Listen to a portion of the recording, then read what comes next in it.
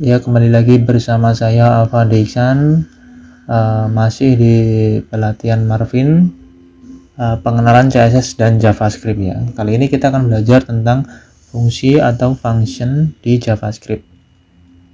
Apa itu fungsi, function atau fungsi?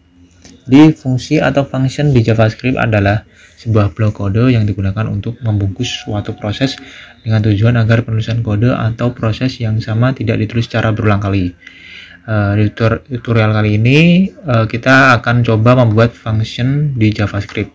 Selain itu, dengan membuat function di JavaScript lebih memudahkan kita ketika ingin mengembangkan sebuah proses.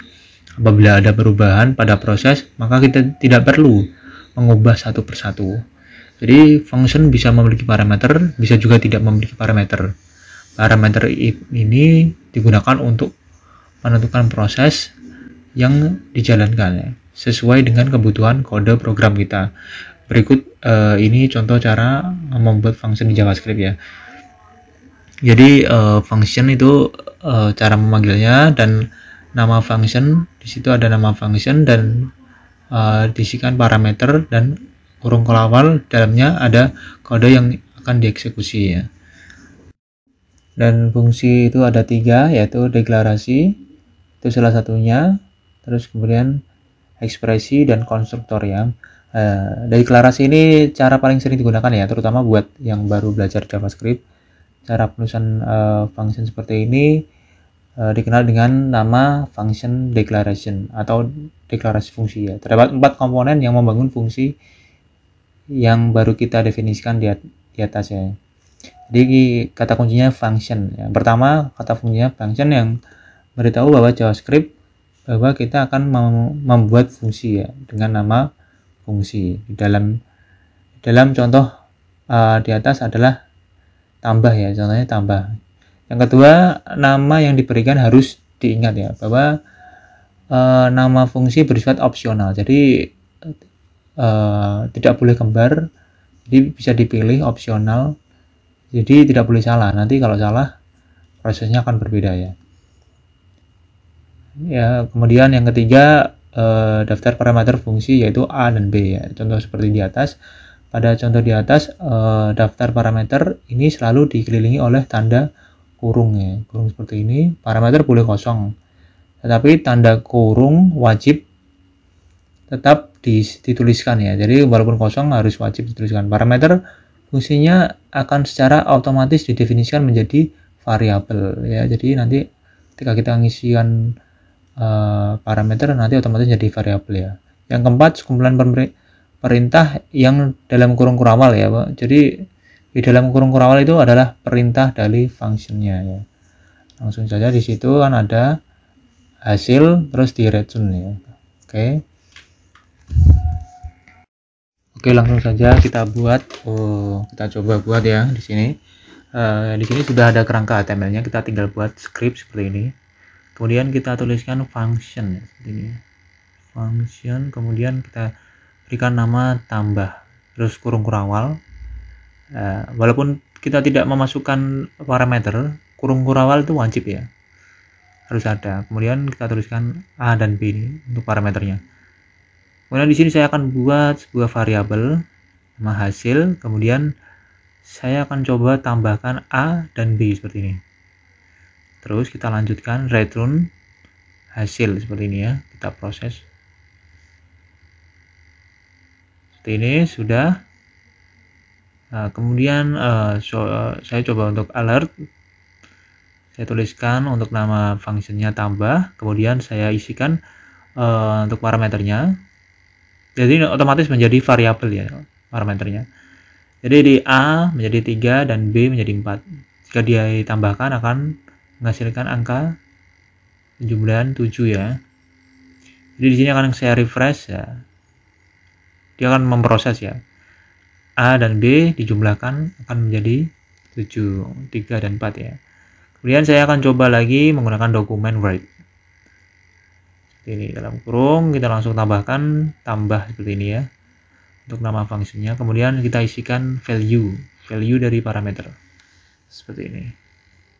Kemudian kita refresh 7 ya, maka hasilnya 7 ya, seperti ini ya, bener ya. Oke. Setelah itu kita berikan komen ya di sini ya. Kita akan ada lagi nanti function berikutnya. Kita komen dulu di sini function declaration ya, declaration. Kemudian yang kedua adalah function ekspresi, yaitu ekspresi fungsi merupakan cara pembuatan fungsi yang memperbolehkan kita melewatkan nama fungsi ya. Fungsi yang dibuat tanpa nama dikenal dengan sebutan fungsi anonim atau lambda ya. Jadi terdapat sedikit perbedaan antara ekspresi fungsi dan deklarasi fungsi. Penamaan fungsi, pada deklarasi fungsi kita langsung memberikan nama fungsi sesuai dengan sintak yang disediakan JavaScript. Menggunakan ekspresi fungsi, kita pada dasarnya menyiapkan sebuah fungsi anonim ya, menyiapkan sebuah anonim terus ke dalam variabel. Dan nama fungsi adalah nama variabel yang kita buat, seperti itu. Jadi di dalam variabel ada fungsinya, seperti itu ya, lebih tepatnya. Kemudian yang kedua, ekspresi fungsi dapat dipandang sebagai sebuah ekspresi atau perintah standar bagi JavaScript ya. Sama seperti ketika kita menuliskan kode variabel i sama dengan 0 ya. Jadi itu variabel ya. Deklarasi fungsi merupakan konstruksi khusus untuk membuat fungsi. Hal ini berarti pada akhirnya dari ekspresi fungsi kita harus menambahkan titik koma seperti ini. Sementara pada deklarasi fungsi hal tersebut tidak penting. Jadi ini penting sekali ya untuk ekspresi ya. Jadi modelnya kayak variabel itu. Variabel punya value-nya itu fungsi.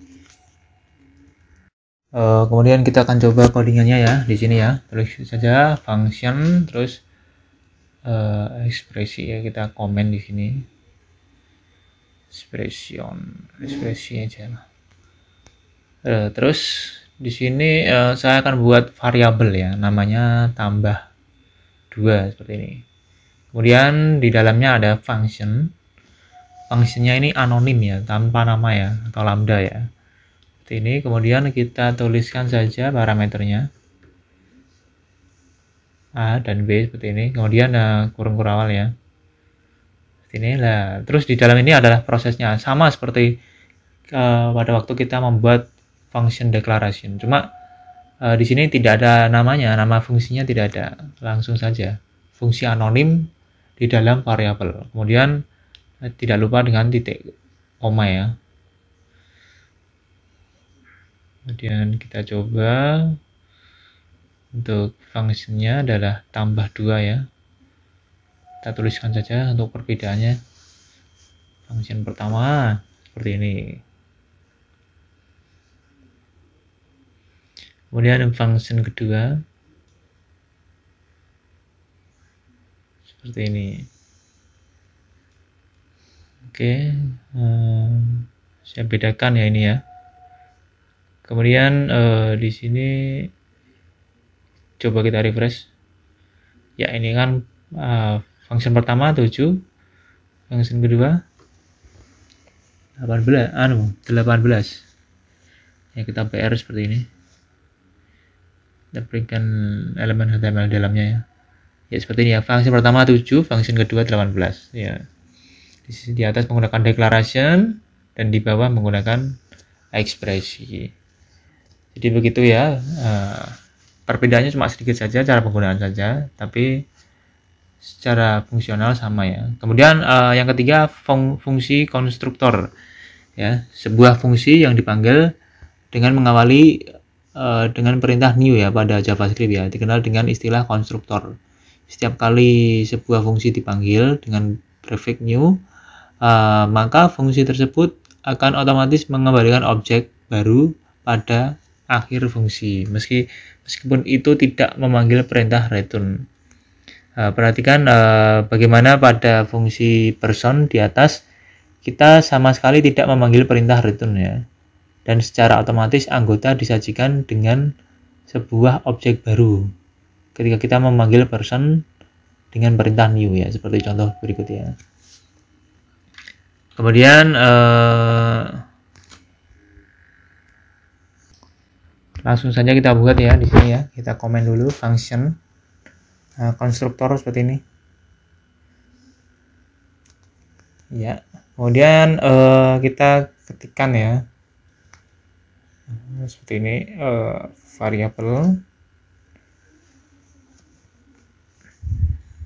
variabelnya person ya, seperti ini ya.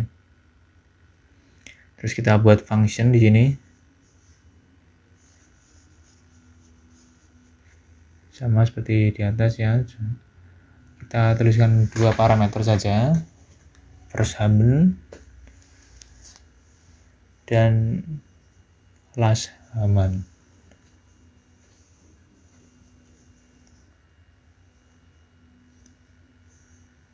Ya seperti ini. Kita buat sama ya, modelnya sama ya kayak ekspresi penulisannya, tapi di sini saya tuliskan this orang pertama ya, this orang pertama, kemudian saya isikan untuk parameter pertama, kemudian this orang kedua, saya isikan parameter yang kedua ya, last human, seperti ini. Kemudian ketika sudah seperti ini, kita buat variabel baru lagi, namanya anggota ya, seperti ini. Kemudian diisikan new person, ya, seperti ini. Kemudian kita isikan parameternya ya, namanya ya, Nanda dan ini Ira, seperti ini. Kemudian bagaimana cara memanggilnya? Ya, hampir sama cara memanggilnya. Jadi kita tuliskan saja di sini fungsi ketiga ya. Kemudian di sini saya tuliskan anggota seperti ini. Terus saya hapus saja ini ya. Ini mengganggu ini ya, saya hapus sajalah ya. Oke, kemudian kita coba ya, kita Ctrl S, kemudian kita refresh ya. Di sini untuk dokumen Word-nya tidak akan terbaca karena memang di construct itu terdapat objek ya, terdapat dua objek, itu this orang pertama, this orang kedua. Jadi dia langsung terbaca di dalam function ini. Coba kalau kita console log ya, seperti apa sih strukturnya tuh, modelnya seperti apa. Kita console log anggota seperti ini, kita lihat ya, kita refresh. Kita coba refresh.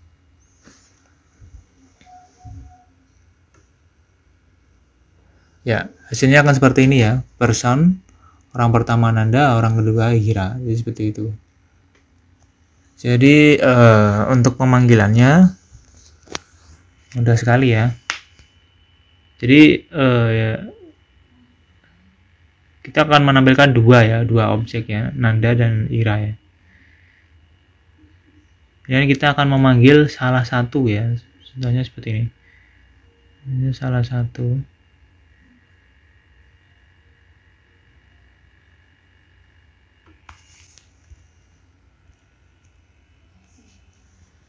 Salah satu ya, seperti ini.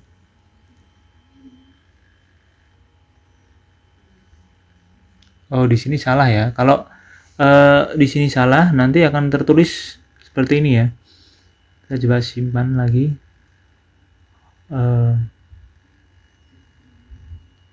Ini juga salah. Saya mengambilnya dari parameternya langsung. Itu tidak bisa. Karena sudah didefinisikan di sana adalah this orang pertama dan this orang kedua. Jadi seharusnya di sini bukan last human ya. Kalau last human nanti di sini akan tertulis undivided ya. Coba kalau kita rubah menjadi tetap aja ya, kalau ini tidak bisa ya, first human juga tidak bisa. Kita akan rubah menjadi orang pertama dan orang kedua. Jadi anggota titik orang pertama siapa gitu. Kita akan coba. Di sana kan ada ya person juga ya. Nah, di situ kan tulisannya ada anggota pertama, anggota kedua. Jadi kita tulis saja contohnya seperti ini, anggota kedua. Kita simpan, kita refresh, maka akan muncul nama Ira. Jadi untuk menampilkan di Write, kita hanya satu saja yang bisa ditampilkan, hanya satu objek saja ya. Contohnya seperti ini. Ya, orang kedua seperti ini ya. Hanya bisa satu objek saja seperti ini kalau di dokumen Write ya. Oke, semoga bermanfaat tutorial untuk function kali ini. Terima kasih.